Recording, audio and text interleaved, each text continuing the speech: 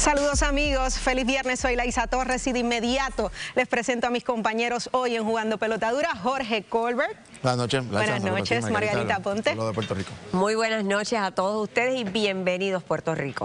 Bueno, gracias compañeros. Amigos, un día como hoy, pero hace 13 años, un 7 de noviembre, Jugando Pelota Dura, analizaba una encuesta publicada y ¿saben qué? Los temas no se distancian en nada a lo que esta semana hemos estado discutiendo. Vamos a ver si Puerto Rico ha cambiado en algo. De acuerdo a encuestas recientes, en Puerto Rico reina un ambiente pesimista que impacta la percepción de los ciudadanos sobre sus finanzas y su permanencia en el país. La mayoría piensa que las cosas en la isla van por mal camino, ante el aumento principalmente del costo de vida. Pero hace 12 años la conversación era casi igual. En el 2013 se analizaba en Jugando Pelota Dura los resultados de una encuesta donde se evaluaba la calidad de vida en Puerto Rico. La crisis económica y social empujaba a miles a abandonar la isla, especialmente a los de 18 a 34 años. La realidad es que lo que está ocurriendo en Puerto Rico, yo creo que la encuesta está dando, ¿verdad?, el síntoma de lo que está ocurriendo. Las cosas posiblemente mejoren. Yo he hecho encuestas anteriores y los números más o menos me resultan muy similares, incrementando en la medida en que se pierden oportunidades aquí, que hacer negocios se hace más difícil, las profesiones médicos principalmente son más difíciles, pues lo piensan. De regreso al 2025, casi la mitad del grupo participante de la encuesta de uno de los principales rotativos del país siente que no tiene un futuro seguro aquí. Lo que estamos viendo es que los costos están creciendo a un nivel más rápido que el ingreso de las personas, aún con el aumento en el salario mínimo. Para un comerciante pequeño, entre el costo de los materiales, el costo de los empleados, la cantidad de regulaciones que tenemos que dar en los impuestos, y es muy difícil cuando los costos están subiendo. Según la encuesta, el problema más importante es el costo energético. Este tema nos persigue hace años. Por en contra de privatizar la producción o abrir al mercado la generación de energía eléctrica. Totalmente reestructurar lo que es el proceso del sistema de energía eléctrica de prepa. Si eso tiene que ver con privatizar parte, que es posible que abrir sí. La competencia. Claro que sí, totalmente. La autoridad necesita eficiencia y los sistemas que tiene son antiguos. Comenzar a construir nuevas plantas toma tiempo y la autoridad no tiene la capacidad. Las encuestas cambian de formato, los gobiernos cambian de protagonistas, pero las preocupaciones no cambian y las respuestas siguen siendo las mismas. Bueno, y analizamos todo esto con nuestro panel económico compuesto por Francisco Párez, exsecretario del Departamento de Hacienda, y Eric Santiago, es director ejecutivo de la Compañía de Fomento Industrial, PRITCO. Gracias por estar acá. Buenas noches y gracias por recibirnos. Bueno, muchas gracias. Eso fue en el 2013, sí. Los mismos temas, sí. Y terminando con el tema energético. Sí, no, definitivamente, y en la medida en que no se transforme o se reduzca esa dependencia de combustibles caros, como está ocurriendo en la Autoridad de Energía Eléctrica, pues ese paradigma no va a cambiar sustancialmente. De allá para acá, pues han ocurrido muchos eventos. Yo sí reconozco que han habido unos avances a nivel económico, que ha habido un desarrollo aún más marcado. Eso se ve en los recaudos del Departamento de Hacienda, que a pesar de que las tasas contributivas de aquel momento para acá no han aumentado, los recaudos han aumentado significativamente, pero Puerto Rico ve que nos mantenemos como un poco inertes y en gran medida responde a que los cuerpos políticos no tienen la valentía de tomar las decisiones incómodas que se tienen que tomar para reducir y compactar un poco el Estado y darle ese alivio al sector privado. Los recaudos han aumentado, pero el sentir de la gente sigue siendo el mismo, ¿verdad? Comparando año tras año. Bueno, se tiene que mantener esa frustración por distintos factores. Uno, tú sales a la calle y tienes una infraestructura hecha a pedazos. Sí. Por lo tanto, tenemos más recaudos. ¿Los estamos invirtiendo o los estamos gastando? Y ahí está la naturaleza de cuáles son las prioridades en el país. Segundo, nosotros hemos reducido nuestra población porque los que tienen la capacidad de generar plusvalía han visto la oportunidad en Estados Unidos, nuestra válvula de escape, y lamentablemente no se han quedado en el país aportando de dos formas: con su capital humano y generando riqueza para pagar contribuciones y poder pagar lo que se requiere. Y esa disminución demográfica ha causado que la población pobre permanezca en Puerto Rico y como % de la población ha aumentado de 35% a 40% las personas identificadas como pobres en Puerto Rico. Con ese escenario de tener un % bajo de participación laboral, 41, 40%, o sea, 4 puertorriqueños trabajan para mantener un país de 10. Esa aritmética no funciona. Nosotros vamos a estar sufriendo condiciones similares a lo que los franceses ya están experimentando, porque están en la misma. Margarita. Sí, Francisco, estoy viendo aquí una gráfica y te pido por favor que la mires nuevamente aquí en nuestro estudio. Complicado panorama económico.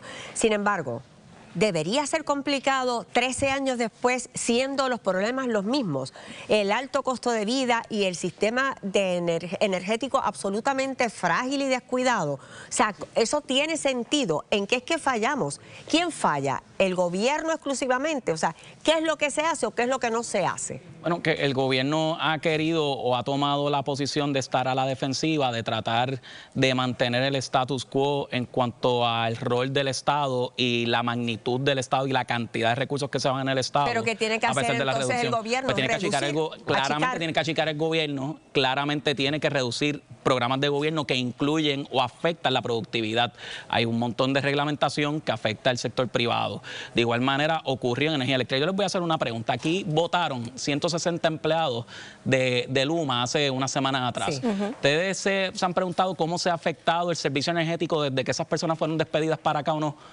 ¿Cuánto se ha afectado? ¿Se ha afectado significativamente? Si la respuesta es no, pues ¿qué pasó? Que esos empleados estaban allí. ¿Cuáles eran los roles de esos empleados? Y eso fue heredado de la Autoridad de Energía Eléctrica. Y eso ocurre en un montón de programas de gobierno donde no necesariamente se está haciendo productivo. Pero si achicamos eso, repito nada más, si achicáramos eso, ¿qué hacemos con esas personas para no dejarlas en la calle? En teoría tienes que preparar el sector privado y tienes que ponerlo en posición de ser productivo. Por eso es importante reducir la reglamentación que no, de alguna manera u otra, afecta y no ayuda a que haya mayor crecimiento económico para crear ese camino de que esas personas puedan emigrar del sector privado del sector público al sector privado. Y con eso, reducir el gasto público puede entonces invertir más en infraestructura o, de igual manera, reducir esa carga contributiva que están teniendo los contribuyentes. El % principal de la economía de Puerto Rico depende de la manufactura particularmente y los retos que tiene Puerto Rico, sobre todo para el año 2027, que no se sabe qué va a pasar con las asignaciones para el área de salud, que puede afectar el fondo general, pues estamos vigilantes. La pregunta es, en esas decisiones valientes que hay que tomar, como usted señala, el secretario, en términos de cómo movemos entonces personas del sector público hacia el sector privado, sin tirarlos a la calle, porque el problema es que si hace un plan de cesantía, pues caen en la fila de desempleo, como quiera el Estado tiene que darle unas ayudas, no resolvemos el problema. De hecho, por eso tienes que allanar el camino para que puedan ir al sector privado, y hoy algo tiene el Estado que antes no tenía, que no estaba en la época de Fortuño, que no había en la época de García Padilla, tiene liquidez. Pueden reducir el gasto público, el gasto de nómina, y darle una compensación a esos empleados que ya dejan de ser parte del gobierno para que puedan de alguna manera transicionar de una manera más digna al sector privado. Me preocupa también el hecho de que en poco tiempo hemos reseñado el cierre de negocios, cierre de cadenas de restaurantes y cada vez se suman más. Hacer negocio en Puerto Rico cada vez es más complicado, es más difícil. El costo de energía está obligando el cierre de pequeños y medianos comercios. Bueno, lo que sucede es el cotejo de realidad.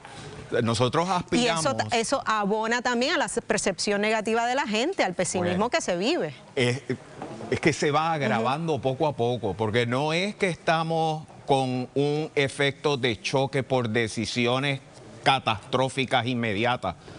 Es un poco a poco que va incrementándose. Las empresas manufactureras grandes de Puerto Rico son escasamente 11. Pero son 2.100 manufactureros en el país.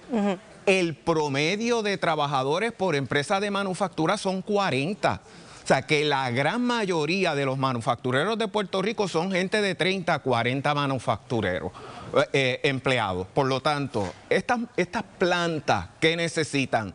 eficiencia energética, eficiencia en permisos, eficiencia operacional en todos los aspectos externos e internos. Claro, claro. Uno puede decir, es que no tienen el deseo ni el interés de querer ser eficientes internamente. Esa no es la realidad. Son muy pocas las personas que están dispuestos día a día a irse a buscar el salario de sus trabajadores. Y ellos se garantizan primero, antes de pagar a suplidores, que sus trabajadores cobran. Eso hay que aplaudirlo, eso hay que apreciarlo. Y eso pues hay que trabajar por un país que sea más ágil, que sea más consistente. En todos los renglones, definitivamente. Y ese es el gran problema, el gran reto. Bueno, y hablando de años, ¿verdad? De historia, uno que comenzó también aquí cuando inició en su gestión gubernamental fue el compañero aquí, Francisco Párez. Tenemos un recuerdo, ¿verdad? De hace unos añitos atrás, mira. Mira esta melena. 2017 jugando pelota dura. Sí, fue su primera participación, el primer programa tuyo acá. Los programas de televisión no me aceptaban, jugando pelota dura, que se convirtió en mi hogar. Y le agradezco muchísimo que me hayan aceptado como secretario auxiliar de Rentas Internas, y a Raúl Maldonado, que me daba la oportunidad de visitarlos con bastante frecuencia.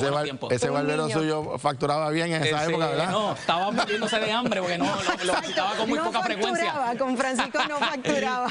Wow. De verdad, gracias por esa foto, increíble. Como pasa el tiempo. Como pasa el tiempo. Y que mucho recaudamos impuestos de esa época para acá. Y seguimos hablando de los temas igual. Bueno, gracias a ambos. Gracias por estar acá. Amigos, vamos de inmediato con Kimberly. Más información. Gracias, Laisa. Se queda impune la corrupción en Puerto Rico. Jorge Colbert nos cuenta lo que no te dicen. Y por primera vez, madres y padres hacen fila no para trabajar, sino para comer. Revelamos la dura realidad que enfrentan los empleados federales ante el cierre de gobierno. Además, usted está pendiente a lo que hacen sus hijos en las redes sociales. Hay muchos riesgos y aquí le explicamos de qué se trata.